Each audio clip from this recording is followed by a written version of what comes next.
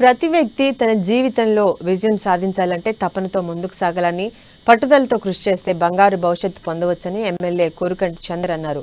గోదావరి ఖని సింగరేణి స్టేడియంలో జరిగిన Korukanti premier league season 3 KTR gold cup final మ్యాచ్లో గెలిచిన జట్టుకు ట్రోఫీని ఎమ్మెల్యే అందజేశారు. కుక్కలగూడూరు జట్టుపై పోలీస్ జట్టు విజయం సాధించింది. ప్రతి వ్యక్తి కూడా తాను అనుకున్న లక్ష్యాన్ని చేరుకునే వరకు పోరాటం చేయాలని పిలుపునిచ్చారు. పట్టుదలతో కృషి చేస్తే సాధించలేనిది ఏమీ లేదని కోరుకంటి చందర్ స్పష్టం చేశారు.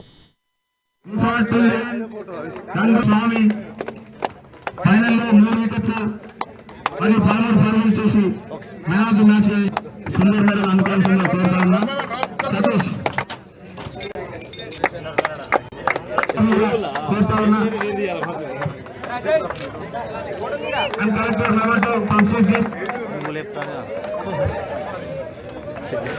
Next player Murali. I request Murali please come forward and collect from Chief Guest.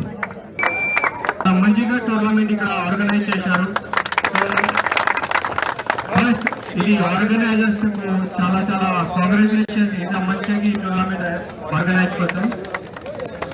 So ఇది మార్నింగ్ లో పోలీస్ టీం స్వామిలో అడిగారు, ఇది ఈ రోజు ఫైనల్ మ్యాచ్ ఉంది, నేను కూడా ఇంట్రెస్ట్ ఉంది ఇది ఈ రోజు ఆడతాను, బట్ అది మీటింగ్ ఉంది. ప్రతి వ్యక్తి ప్రతి మనిషి గెలవాలి అనేటువంటి పట్టుదల మనసులో పెరగాలి.